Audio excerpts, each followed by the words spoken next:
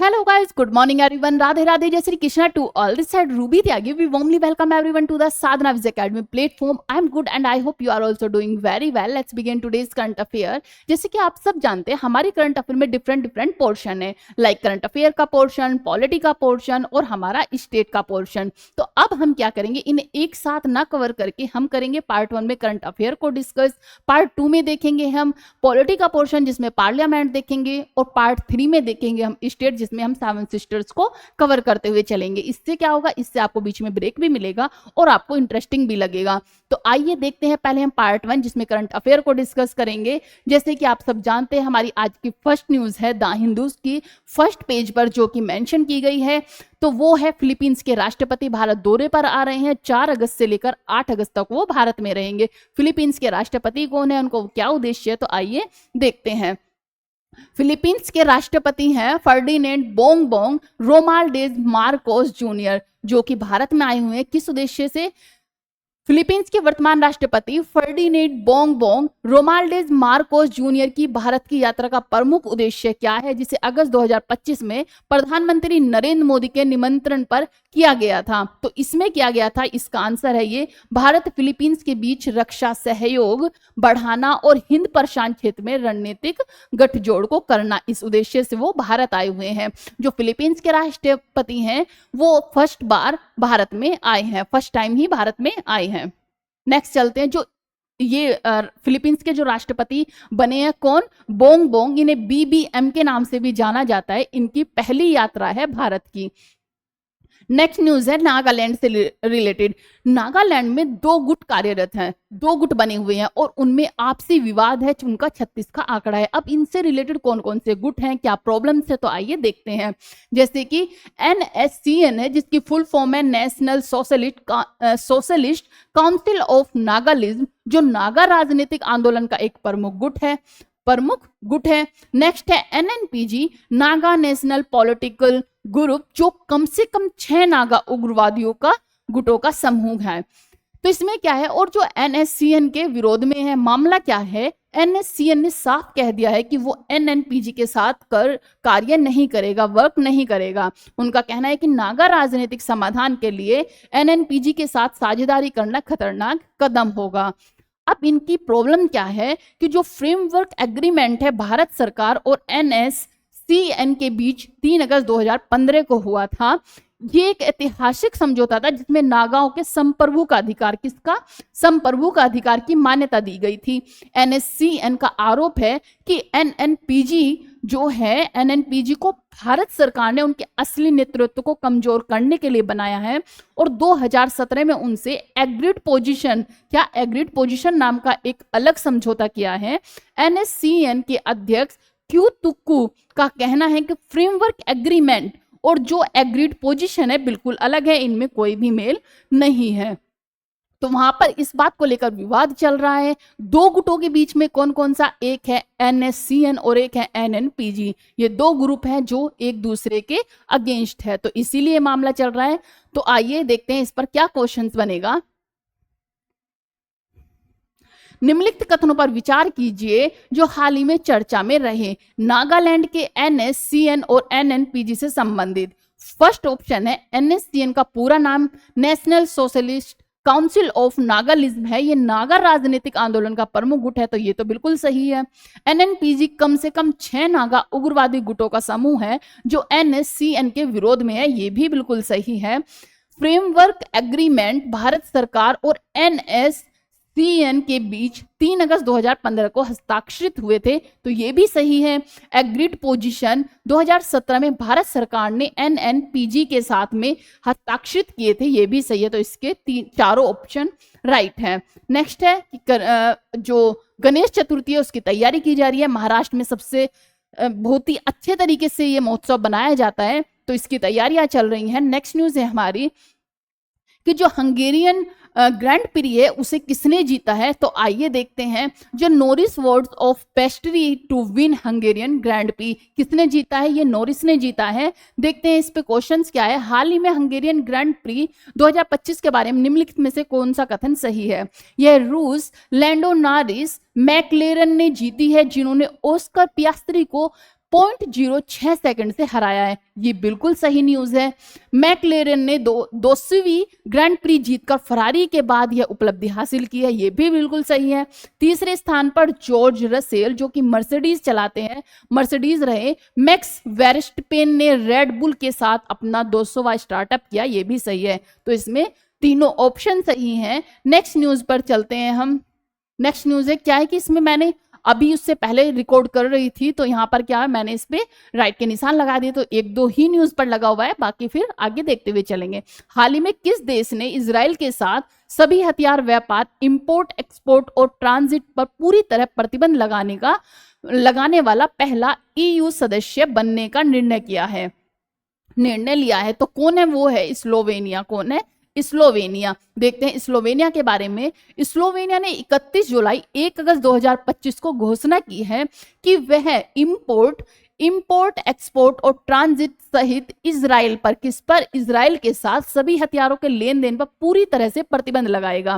प्रधानमंत्री रॉबर्ट, कौन है यहाँ के जो स्नोवलिया है, स्लोवेनिया के प्रधानमंत्री कौन है? तो वो है रॉबर्ट गोलोब के नेतृत्व में यह कदम उठाया गया क्योंकि EU के भीतर बढ़ते मतभेद और असंगत दिशा की वजह से संयुक्त कार्रवाई नहीं हो पाई है। यह प्रतिबंध संवेदनशील मानवीय स्थिति और गाजा में जारी संघर्ष की पृष्ठभूमि में लिया गया है। लोगों की मौत, खाद्य, पानी और स्वास्थ्य सुविधाओं की कमी के बीच इस निर्णय के साथ स्लोवेनिया EU का पहला ऐसा देश बना है, याद रखें कि पहला ऐसा देश बना है जिसने पूर्ण हथियार प्रतिबंध लगा दिया है कि ये अब इजराइल को कोई भी हथियार सप्लाई नहीं करेगा, पूरी तरह से बैन कर दिया है। नेक्स्ट न्यूज है हमारी। हाल ही में किस राज्य की पुलिस ने ऑपरेशन मुस्कान 11 के तहत 7,600 बच्चों का बाल श्रम और शोषण से मुक्त कराया है? तो किसने कराया है? ये कराया है तेलंगाना पुलिस ने। किसने? तेलंगाना पुलिस ने 7,800 जो बाल श्रम, जो 7,600 जो बच्चे थे जो बाल श्रम से उन्हें मुक्त कराया गया है, तो वो तेलंगाना पुलिस ने किया है। किस ऑपरेशन के तहत? मुस्कान 11 ऑपरेशन के तहत। नेक्स्ट न्यूज देखते हैं हम। हाल ही में किस राज्य सरकार ने 31 जुलाई को शहीद उधम सिंह की शहादत दिवस पर सार्वजनिक अवकाश घोषित किया है? तो ये क्या है? पंजाब सरकार ने। किसने? पंजाब सरकार ने। नेक्स्ट न्यूज है हमारी। हाल ही में किस देश के याताई पेंगलाई अंतरराष्ट्रीय हवाई अड्डे को दुनिया का सबसे खूबसूरत हवाई अड्डा घोषित किया गया है? तो वो किया गया है चाइना का। चाइना का यह हवाई अड्डा है जो कि दुनिया का सबसे खूबसूरत अड्डा है। तो ये कौन सा है? याताई पेंगलाई अंतरराष्ट्रीय हवाई अड्डा। कहाँ का? चाइना का। नेक्स्ट न्यूज है हमारी। भारत के किस टाइगर रिजर्व ने बंदीपुर और जिम कॉर्बेट के बाद तीसरा सबसे अधिक बाघ घनत्व दर्ज किया है? तो वो क्या है? काजीरंगा टाइगर रिजर्व ने। किसने? काजीरंगा टाइगर रिजर्व ने। फर्स्ट पर था बंदीपुर, सेकंड पर कॉर्बेट और थर्ड पर कौन सा हो गया? काजीरंगा। बंदीपुर, जिम कॉर्बेट और थर्ड पर हो गया Kaziranga tiger reserve. Next news है हमारी। ट्रैवल सीजर के 2025 के सर्वेक्षण में पर्यटकों के लिए दुनिया के सर्वश्रेष्ठ शहरों में किस देश के सैन मिगुएल डे ओलंदे ने शीर्ष स्थान प्राप्त किया है? तो ये क्या है? मैक्सिको। किसका? मैक्सिको के जो ओलंदे है वो मैक्सिको के हैं और इन्होंने शीर्ष स्थान प्राप्त किया है। आइए देखते हैं नेक्स्ट न्यूज। हाल ही में किस देश ने 970 किलोग्राम का सबसे शक्तिशाली गैर परमाणु बम गजब का अनावरण किया है? तो वो क्या है? किसने? तुर्की ने। किसने? तुर्की का ये 970 किलोग्राम का सबसे शक्तिशाली गैर परमाणु बम है, जिसका नाम क्या है? इसका नाम है गजब। गजब है और कहाँ का है? ये तुर्की का है। नेक्स्ट न्यूज है हमारी। हाल ही में किस राज्य के पर्यटन विकास निगम में वैश्विक पर्यटन को बढ़ावा देने के लिए मास्टर कार्ड के साथ साझेदारी की है? तो ये की है आंध्र प्रदेश के साथ। किसके साथ? आंध्र प्रदेश के साथ। नेक्स्ट न्यूज है हमारी। भारत का पहला हिंदी माध्यम MBBS कॉलेज किस शहर में शुरू किया गया? तो ये किया गया है कहां पर? जबलपुर में। मैंने ये न्यूज लास्ट टाइम आपको डिटेल में पढ़ाई थी। कहां पर? जबलपुर में। नेक्स्ट न्यूज है। जर्मनी में आयोजित विश्वविद्यालय खेलों 2025 का पदक जीतकर भारत ने कौन सा स्थान हासिल किया है? तो उन्होंने किया है 20वां स्थान। कौन सा? 20वां स्थान हासिल किया है। नेक्स्ट न्यूज है हमारी। निम्न में से किसके द्वारा प्राचीन पांडुलिपियों के डिजिटलीकरण के लिए ज्ञान भारतम मिशन की पहल की घोषणा की गई है? तो ये की गई है प्रधानमंत्री नरेंद्र मोदी के द्वारा घोषित की गई है। नेक्स्ट न्यूज है हमारी, वर्ष 2025 के एक सर्वेक्षण में पर्यटकों के लिए दुनिया के सर्वश्रेष्ठ शहरों में किस भारतीय शहर को 5वां स्थान दिया गया है? तो ये दिया गया है जयपुर को। जयपुर को 5वां स्थान दिया गया है। किसमें? सर्वश्रेष्ठ शहरों में किस भारतीय शहर को दिया गया है? जयपुर को। नेक्स्ट न्यूज है हमारी, पद्म पुरस्कार 2026 के लिए नामांकन की अंतिम तिथि बढ़ाकर कब तक कर दी गई है? तो ये की गई है 15 अगस्त 2025 तक। कब तक? 15 अगस्त 2025 तक बढ़ा दी गई है। नेक्स्ट न्यूज है हमारी, हाल ही में गोवा शिपयार्ड लिमिटेड ने भारतीय तट रक्षक बल के लिए कौन सा गश्ती पोत लॉन्च किया है? तो ये क्या है? ICGS अटल, ICGS पटल को लॉन्च किया है। नेक्स्ट न्यूज, किसने? भारतीय तट रक्षक बल ने। नेक्स्ट न्यूज है, प्रधानमंत्री भारतीय जन औषधि परियोजना के अंतर्गत कब तक 25,000 जन औषधि केंद्र खोलने का लक्ष्य है? तो ये है मार्च 2027 तक। मार्च 2027 तक औषधि परियोजना के लिए जो जन औषधि केंद्र खोले जाएंगे, कितने? 25,000 जन औषधि केंद्र कब तक खोलने का टारगेट रखा गया है? तो ये मार्च 2027 तक खोलने का टारगेट रखा गया है।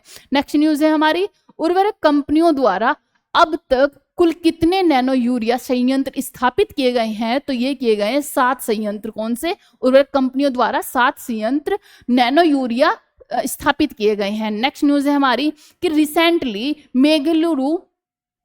मंगलेरू student Romana Pereira has created a world record by performing which classical dance for 170 hours non stop. मैंने आपको ये न्यूज कराई थी भरतनाट्यम की।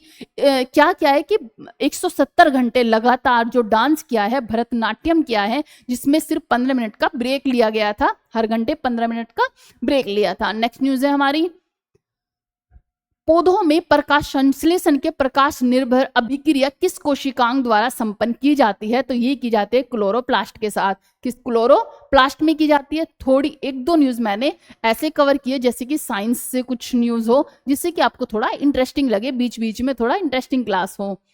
नेक्स्ट न्यूज है हमारी, निम्न में से कौन से देश बाल्टिक देशों के रूप में माने जाते हैं? जो बाल्टिक देश है वो कौन से हैं? तो वो है इस्टोनिया, लातविया और लिथुआनिया। ये तीनों क्या है? बाल्टिक देश हैं। ये पहले किसके संयुक्त राज्य के क्या? ये पहले संयुक्त देश के क्या थे? पार्ट थे, और बाद में क्या बन गए? बाल्टिक देश बन गए हैं। कौन कौन से? इस्टोनिया, लातविया और लिथुआनिया संयुक्त राष्ट्र के देश थे, पार्ट थे। यूरोपीय संघ के 27 में से कितने सदस्य देशों की आधिकारिक मुद्रा है यूरो? कितने? 20 देशों की ये यूरो कौन सी है, जिसे ई समथिंग कुछ बनाया जाता है, तो ये ई से प्रदर्शित की जाती है। यूरो 20 देशों की ये मुद्रा है। नेक्स्ट चलते हैं, हमारी न्यूज है, हाल ही में मैग्नीट्यूड 8.1 का भूकंप कामचटका तट के पास किस देश के तट से आया था? तो ये आया था रूस के। कामचटका जो तट है ये कहाँ पर है? तो ये रूस में है। आइए देखते हैं, ये रशिया का है। ये है कामचटका द्वीप, जहां पर क्या आया था? भूकंप आया। सबसे तेज भूकंप था, कितना? 8.8 का भूकंप आया था। आइए इसके बारे में थोड़ी न्यूज देख लेते हैं कि भौगोलिक स्थिति क्या थी। कामचटका प्रायद्वीपीय लगभग 1250 किलोमीटर लंबा द्वीप है। यह उत्तरी प्रशांत महासागर और अखोतस, कौन सा है? अखोतस सागर के बीच स्थित है। यह क्षेत्र रूस के सुदूर पूर्व का हिस्सा है और साइबेरिया से जुड़ा हुआ है। सबसे प्रमुख शहर कौन सा है?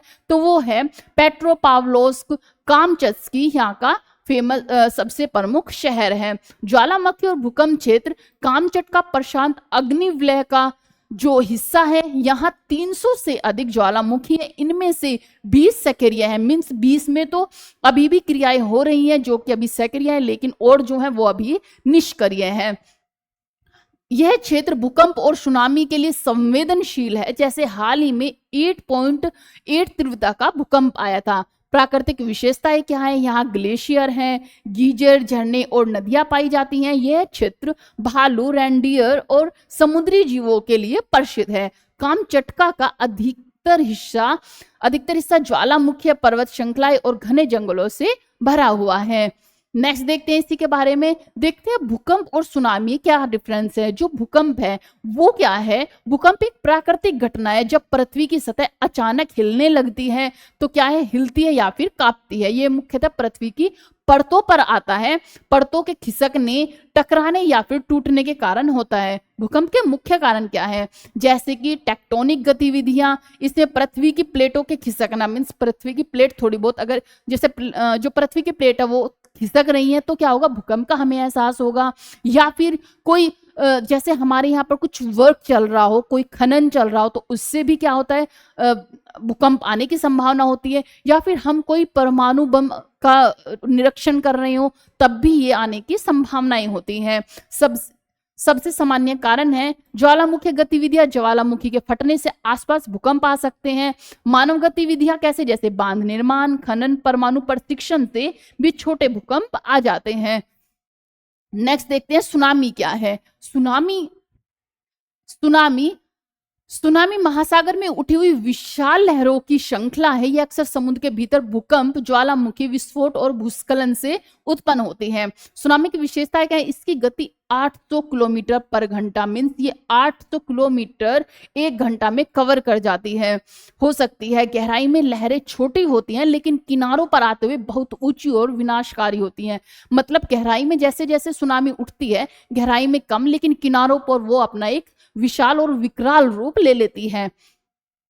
नेक्स्ट चलते हैं, सबसे शक्तिशाली भूकंप जो था 1960 में वाल्डिविया भूकंप आया था। इसका मैग्नीट्यूड कितना था, 9.5 रिएक्टर स्केल था। अब तक का सबसे शक्तिशाली ये भूकंप था। कहां पर आया था, ये चिली में आया था। कहां पर, चिली में आया था। सुनामी ने हवाई, जापान और फिलीपींस तक प्रभाव डाला था।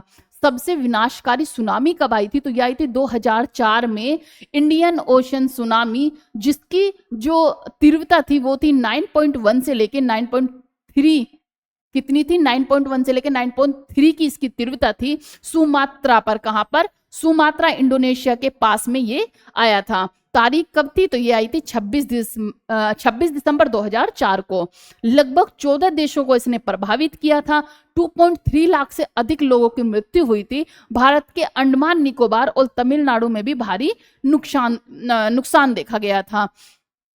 आइए नेक्स्ट देखते हैं, इसरो ने पहले स्पेस डॉकिंग मिशन को किस रॉकेट से लॉन्च किया, तो ये क्या है, PSLV C60 से। किससे, PSLV C60 से इसे लॉन्च किया गया है। आइए देखते हैं विस्तार से।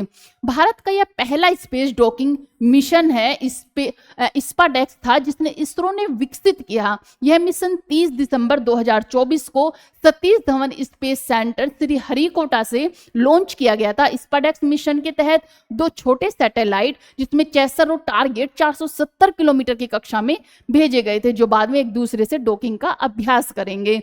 इस मिशन को लॉन्च करने में उपयोग किया गया रॉकेट था PSLV C60। चेहरे में इसका चौथा चरण भी प्रयोगशाला में ऑर्बिटल एक्सपेरिमेंट मॉड्यूल के रूप में इस्तेमाल किया गया है। नेक्स्ट देखते हैं, ये था PSLV 60 के बारे में। नेक्स्ट देखते हैं, संतोष ट्रॉफी का खिताब 2024-25 का 78वां संस्करण किस टीम ने जीता, तो ये जीता है वेस्ट बंगाल ने। किसने, वेस्ट बंगाल ने जीता है। देखते हैं इसके बारे में थोड़ा। 2024 और 25 संतोष ट्रॉफी 78वीं संस्करण का आयोजन 15 नवंबर से लेकर 31 दिसंबर 2024 तक हुआ। फाइनल मैच हैदराबाद में खेला गया था। फाइनल मैच कहां पर खेला गया था, यह हैदराबाद में खेला गया था। नेक्स्ट न्यूज है हमारी, इसरो ने अपना 100वां मिशन किस रॉकेट से लॉन्च किया, तो ये क्या है, GSLV F-15 से। इसरो ने अपना जो 100वां मिशन लॉन्च किया है वो किस रॉकेट से किया है, GSLV F-15 से लॉन्च किया है। इसके बारे में थोड़ा डिटेल में देखते हैं। इसरो ने अपनी 100वीं लॉन्च 29 जनवरी 2025 को की, जिसमें NVS-02 नामक नेविगेशन उपग्रह को लॉन्च किया था। यह मिशन GSLV F-15 रॉकेट द्वारा लॉन्च किया गया, जो GSLV श्रृंखला की 17वीं उड़ान थी और 11वीं उड़ान थी, जिसमें इंडोजेनियस एंडोजेनियस क्रियोजेनिक स्टेज का उपयोग किया हुआ था, क्रियोजेनिक स्टेज का उपयोग हुआ था। उपग्रह NVS-02 था ने जियो सिंक्रोनस ट्रांसफर ऑर्बिट में स्थान पाया, जिससे भारत की अपनी नेविगेशन प्रणाली NAVIC ने सुदृढ़ करने में मदद मिली थी, जिसे NAVIC को सुदृढ़ करने में मदद मिली थी। ये था इसरो का 100वां जो लॉन्च किया गया था। कब किया गया था? 29 जनवरी 2025 को लॉन्च किया गया था।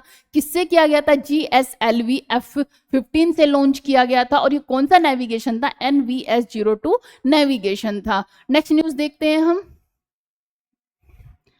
हाल ही में किस देश ने 16 वर्ष से कम उम्र के बच्चों को हानिकारक ऑनलाइन सामग्री से बचाने के लिए यूट्यूब पर प्रतिबंध लगा दिया है? तो वो लगाया ऑस्ट्रेलिया ने। क्या किया गया है? 16 साल से नीचे का बच्चा यूट्यूब पर अपनी आईडी नहीं बना पाएगा, ये ऑस्ट्रेलिया ने प्रतिबंध लगा दिया। बहुत ही सही प्रतिबंध है, क्योंकि यूट्यूब पर बच्चों के लिए बहुत सारा मटेरियल है जो कि उनको बहुत ही मिस डायरेक्शन में लेके जाता है, मिस डाइवर्ट करता है। इसीलिए हम मतलब मैक्सिमम कंट्रीज में ये होना चाहिए कि 16 साल से नीचे के बच्चा यूट्यूब ना चला पाए, क्योंकि उस पर पढ़ने का मटेरियल तो है, उसके बेनिफिट तो बहुत है, लेकिन उसके डिसएडवांटेज भी हद से ज्यादा है। इसीलिए तो क्या किया गया इसे देखते हो, ऑस्ट्रेलिया ने इस पे बैन लगा दिया है। क्यों लगाया, आइए देखते हैं। ऑस्ट्रेलिया सरकार ने दिसंबर 2025 से लागू होने वाले नए कानून के तहत यूट्यूब सहित प्रमुख सोशल मीडिया प्लेटफॉर्म पर 16 वर्ष से कम उम्र के बच्चों के लिए अकाउंट बनाने पर रोक लगा दी है। शुरुआत में यूट्यूब को इस प्रतिबंध से बाहर रखा गया, लेकिन बाद में ई सेफ्टी कमिश्नर की अनुशंसा के बाद इसे भी शामिल किया गया, क्योंकि लगभग 37% नाबालिगों ने यूट्यूब पर हानिकारक सामग्री देखने की रिपोर्ट की थी, तो इसीलिए इस पर प्रतिबंध लगाया गया। ये थी हमारी करंट अफेयर की न्यूज। सेकंड पार्ट में हम देखेंगे पार्लियामेंट को, संसद को कवर करेंगे। तो ये थी हमारी करंट अफेयर की न्यूज। आई होप आपको पसंद आई होगी। अगर आपको पसंद आई हो तो लाइक और शेयर जरूर करें और सब्सक्राइब भी करें। Thank you so much and have a good day.